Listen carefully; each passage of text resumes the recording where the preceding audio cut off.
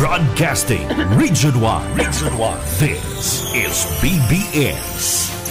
Bicol Broadcasting Systems Incorporated. DWLV 91.9 MHz. Your news and music stations.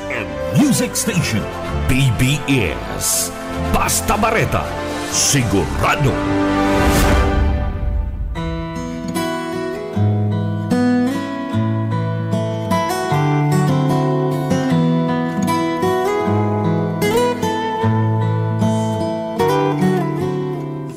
Magandang umaga pong muli mga kapatid, mga kaibigan na lagi pong nakasubaybay sa programa pong ito na Biyaya sa Pag-aaga.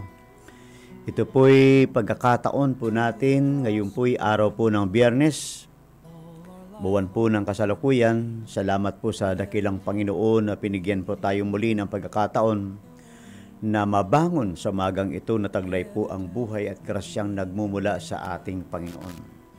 Kasama ko po sa ating technical side po, wala pong iba si Sir Stephen Fabis. So sa umaga pong ito, tayo pong muli magkapatuloy sa ating pong pag-uusapan na napaka-importante sa buhay po nating ito, sapagkat ang wika po ng Diyos ay hindi lamang sa tinapay na bubuhay ang tao, kundi sa bawat salitang namumutawi sa kanyang bibig. Ngayon po pag-usapan po natin, magkapatuloy na po tayo sa ating pinaka-topic na nais ko pong ating bigyan ng pansin sa mga sandali pong ito. God is expecting us to be fruitful. God is expecting us to be fruitful. To be fruitful. Inaasahan po ng Diyos ng bawat isa po sa atin bilang mga tao na kanyang nilalang sa mundo pong ito ay maging mabunga. Makikita po natin yan sa John chapter 15 verse 16 na ganito po ang pagkakawika. You did not choose me, but I chose you and appointed you that you would go and bear fruit, and that your fruit would remain, so that whatever you ask of my Father in my name, He may give to you.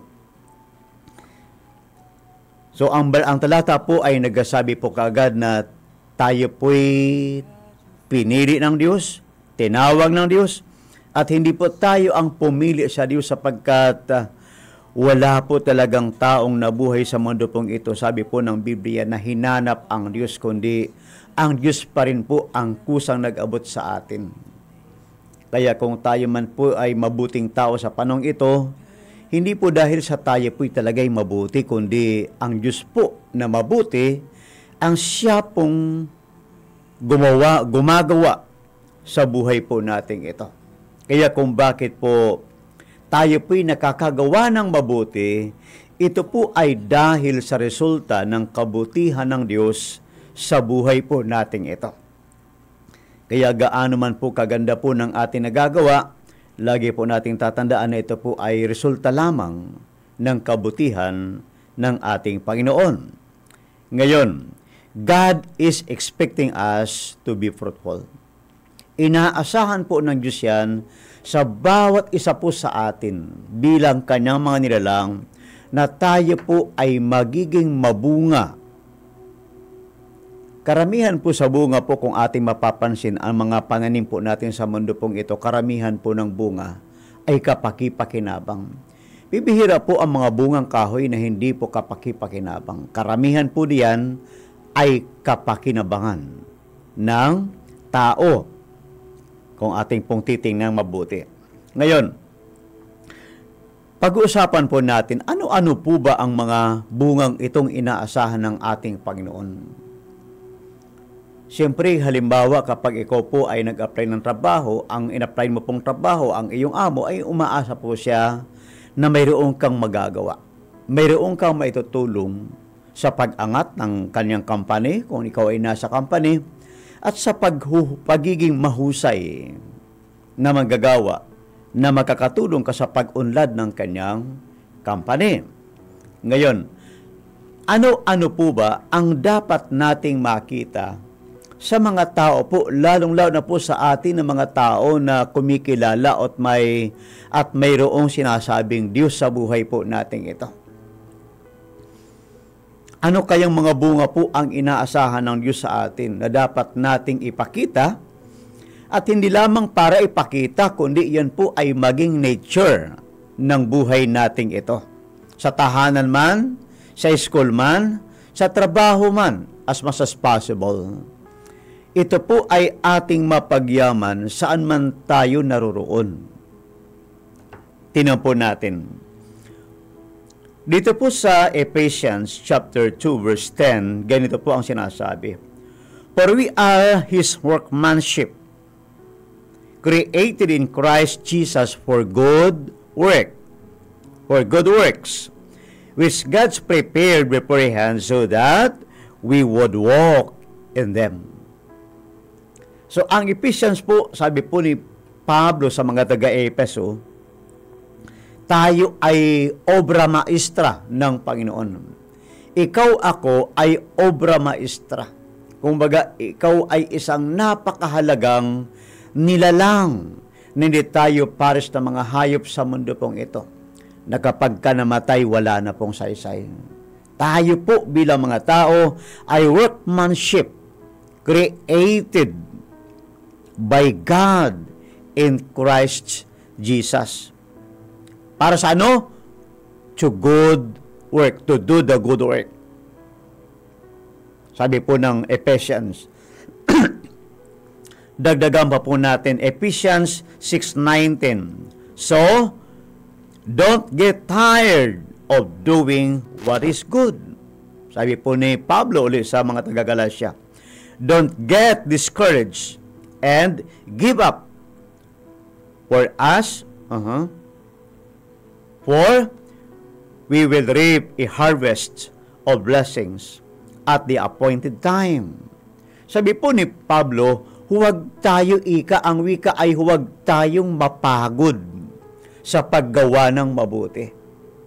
Kapag sa takdang panahon, tayo ay mag-aani nito. So ano po ang una po nating puntong dapat natin bibigyan ng pansin po sa mga talatang ito? The fruit of good works. The fruit of good works. Bunga po ng mabuting gawa. Ulitin ko po. Kung tayo man po ay natututong gumawa ng mabuti, lagi nating tatandaan na ito po ay resulta lamang ng kabutihan ng Diyos sa buhay nating ito. Sapagkat madalas po kaysa hindi, ang ating mabubuting gawa, kapag ang Diyos po ay wala sa buhay nating ito, gumagawa tayo ng mabuti kasi gusto rin nating gantihan ng ating ginawan ng mabuti. At ang ganti nating hinihingi ay di hamak na mas malaki doon kisa doon sa ating nagawa na o ginagawa. Di ho ba? Karamihan po sa mga tao kung bakit gumagawa ng mabuti, hindi po dahil ito ang nature nila, kundi dahil sa sila po'y naghihintay ng kapalit nito. Pero ikaw ako bilang nilalang ng Diyos na may Diyos na dapat sana nating hayaang maghari sa buhay nating ito. Kaya gumagawa ka ng mabuti kasi alam mo na ito ay resulta lamang ng kabutihan ng Diyos na naghahari sa iyo ngayon. Kaya hindi natin dapat ipagmamalaki at ipagyayabang anuman ang ating nagawang mabuti. Kasi iyan ay resulta lamang ng kabutihan ng Diyos sa buhay nating ito. Kasi lahat po ng tao, sabi ng Bible, lahat ng tao nagpakasama. Walang naghanap sa Diyos. Pero ang talatang binasa natin kanina, ang Diyos ang naghanap o di kaya'y pumili sa atin. Hindi tayong pumili sa Kanya. Kundi Siya ang gumawa ng paraan para tayo'y Kanyang abutin. Kaya ulitin ko po, nasaan ka man, nasa pamilya ka man, membro ka ng pamilya, see to it na ikaw mismo ay patuloy na magiging mabunga. Saan? Sa aspeto? Sa paggawa lagi ng mabuti. Pero alam niyo po ba mga kaibigan, nakakapagod pa ang gumawa ng mabuti. Lalong-lalo na kung ang ginagawa mong mabuti, wala naman siyang ginaganti na mabuti rin katulad ng ginagawa mo. Pero ang maganda, dahil alam mo na may Diyos palang gumagawa sa buhay mo, kaya ito po ay nature ng buhay ng tao na pinaghaharian ng Diyos. Kaya gumagawa ka ng mabuti, tumutulong ka sa kapwa mo, gumagawa ka ng mabuti sa kapwa mo, nagsasalita ka ng mabuti kasi alam mo na iyan ay resulta lamang ng kabutihan ng Diyos sa buhay natin ito.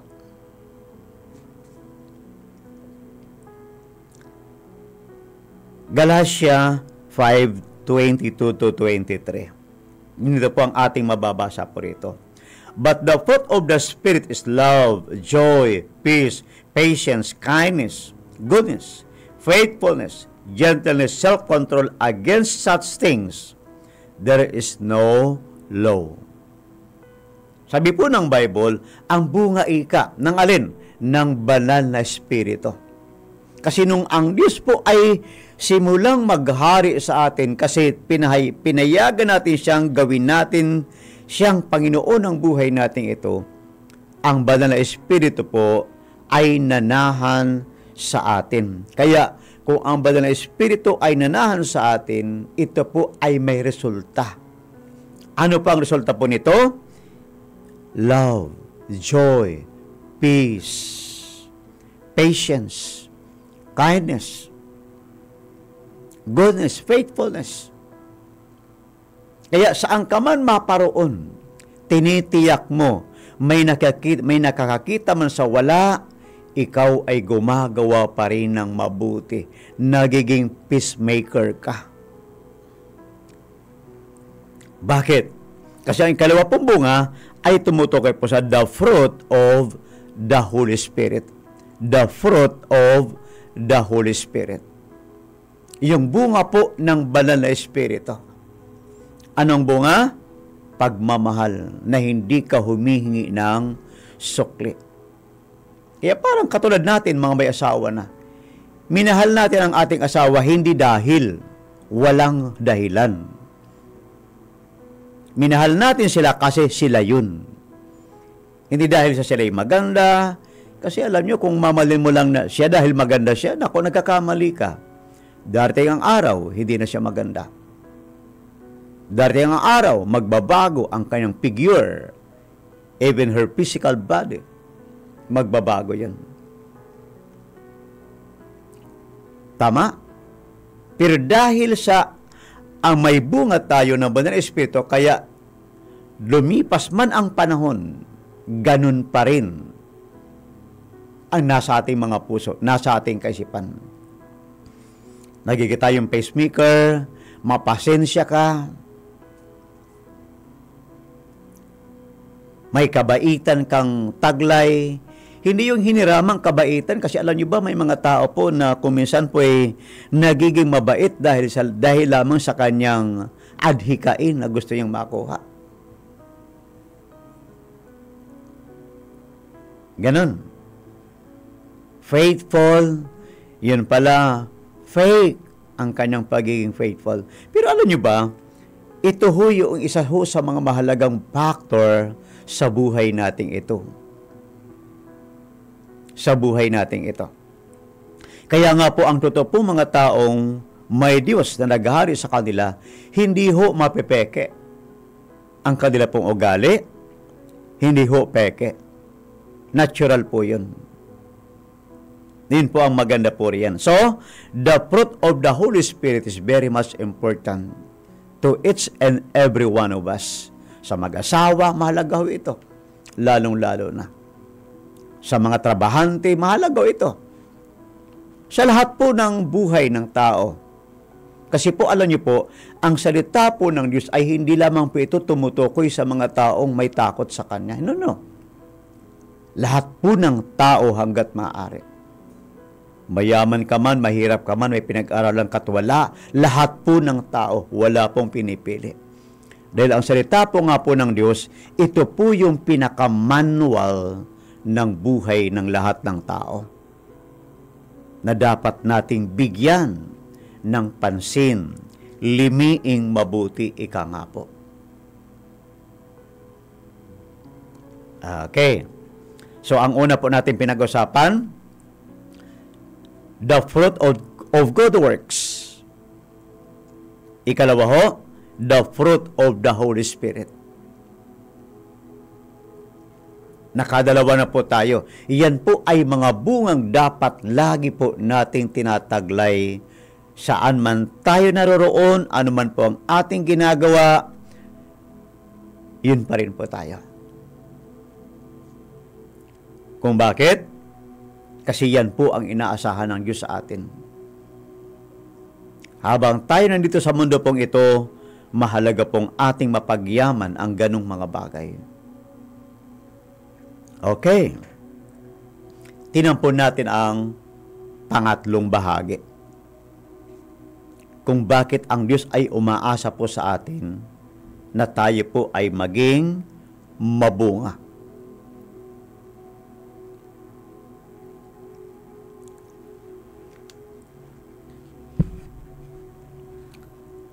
Sa Luke 5:10, ganito po ang sinasabi. And so, also, were James and John, son of Zebedee, who were partners with Simon. And Jesus said to Simon, do not fear. From now on, you will be catching men. You will be catching men. Sabi ni Jesus kay Pedro, ngayon, Simon, huwag kang matakot. Simula ngayon, ikaw na ay mamamalakaya ng mga tao. Kasi dati po ang buhay po ni Simon ay isang mangingisda. Nung makilala niya po ang Panginoon, sabi ng Diyos, ngayon, gagawin kitang mamamalakaya ng mga tao. So ano po ang ibig pong sabihin po ng ating pangatlo pong pag-uusapan? The fruit of winning soul. The fruit of winning soul. Winning soul. Napaka-importante ho ito. Nang ibig po sabihin, mga kaibigan, na mga nakikinig ngayong umaga, kung ikaw ay mananampalataya, ito ay bahagi ng buhay mo at buhay dapat natin ito hanggat maaari. Na ikaw ako ay maging instrumento ng ating Panginoon sa pag-akay ng mga tao sa totoong landas ng katotohanan. Hindi po sa landas ng reliyon, kundi sa landas po ng katotohanan. Isa lamang po ang landas ng katotohanan. Wala pong iba si Jesus na ating Panginoon. Ikaw ako ay dapat na maging fruitful sa pag-abot ng mga tao na wala pa kay Kristo. Kasi alam niyo ho ba kung bakit? Lalong-lalo na po sa ating mga magulang. Ulitin ko po, lalong-lalo na po sa ating mga magulang. Mga magulang, anuman accomplishment natin sa mundo pong ito, anumang success, mayroon tayo. Pero hindi natin nagawa ang ikatlohong ito. May kulang ho. Kasi tinan niyo po, sabi nga po natin, mapagtapos man po natin ang pag-aaral ang ating mga anak, ngunit wala po silang katotohanang nakikilala. Isa po itong kawalan. Isa ho itong kawalan. Kung bakit kawalan? Kasi napakahalaga po ang tao sa harapan ng ating Panginoon. Nang tao po ay makilala niya ang kanyang orihinal na mandate mula sa ating Panginoon. Nang tao ho ay malaman niya ang purpose ng buhay na mula sa Diyos. Kasi doon lamang po magsisimula ang isang buhay na napakahalaga dahil nakilala niya ang totoong layunin ng buhay ng pagkakalikha sa Kanya ng ating Panginoon. Kaya ang kaluluwa po ng tao ay napaka-importante. Wala po itong kasing halaga. Hindi ito kayang bilhin. Kaya nga po sa mundo pong ito, wala kang makikitang life for sale. Wala po. Ang dami-dami pong binibinta, pero kung alin pa yung pinakang importante, yan po ang wala po sa mundo pong itong binibinta. Wherever you are, wherever you go, you will never find it. Dahil Diyos lamang po ang nagbigay ng buhay natin ito. Kaya ang Diyos din po ay may pangako. Ang Diyos din po ay may patakaran o may prinsipyo na dapat natin bigyan ng pansin. Na ang tao ay maakay natin sa landas ng katotohanan. Kasi lahat po ng bagay sa mundo pong ito, lilisanin lamang po natin. Kapag ang tao po'y namatay na, wala na po yun. Wala na. Pero ang importante ho, habang buhay tayo, nalaman natin ang katotohanan. Nalapatan natin ang ating mga sarili, ang mga prinsipyo ng ating Panginoon. Kaya nga po ang talata po ay nagpapaalala sa atin. Maging ang Matthew 28, nagpapaalala sa atin na humayo tayo. Gawin natin na mga tagasunod ng ating Panginoon ang mga tao. Dahil ito po ang kalooban ng ating Panginoon. Isa po ito sa dapat bunga mo bilang taong nabubuhay, na yung kabutihan ng Diyos, yung bunga ng Banal na Espiritu sa buhay mo, maibahagi ito sa iyong kapwa. Kasi ito lamang po yung higit na kailangan ng tao. Ito po yung higit na napaka-importante, ika nga, na dapat makuha nating lahat bilang mga tao. Dahil ito po'y magdadala sa atin sa eternidad, pangwalang hanggan. Kaya nga po, sabi natin, ang kaluluwa po ay walang kasing halaga. Hindi ito kayang bilhin, hindi ito kayang bayaran. So ano po ang ating gagawin? Matulungan natin ang ating kapwa na maabot natin sila gamit ang kanyang mga salita ng ating Panginoon. Na maakay natin sila sa landas ng katotohanan. Ng katotohanan na magdadala sa kanila sa isang buhay na punong-puno ng layunin, isang buhay na napaka-importante. Kahit po sa atin, bago ako magwakas, kahit po sa atin ng mga mag-asawa, kung walang Diyos na namamagitan sa bawat relasyon ng mag-asawa, hindi ito magiging prosperous. Baka isang araw naghiwalay, nawasak ang pamilya, pati mga anak na sakripisyo.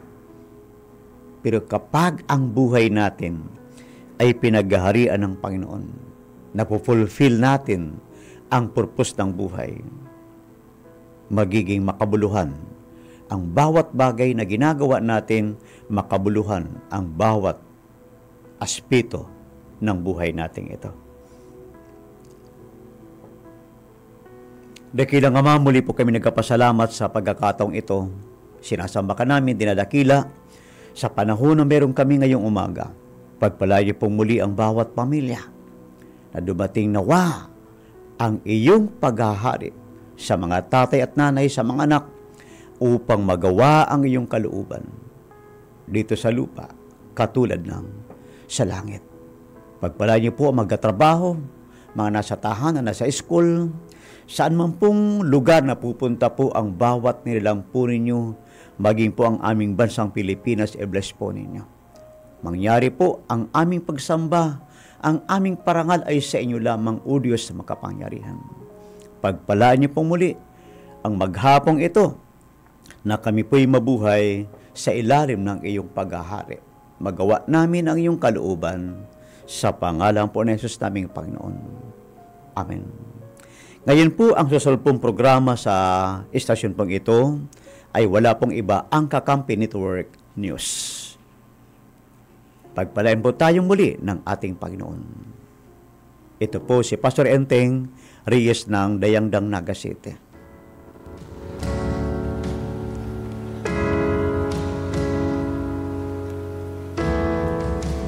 Thank you for the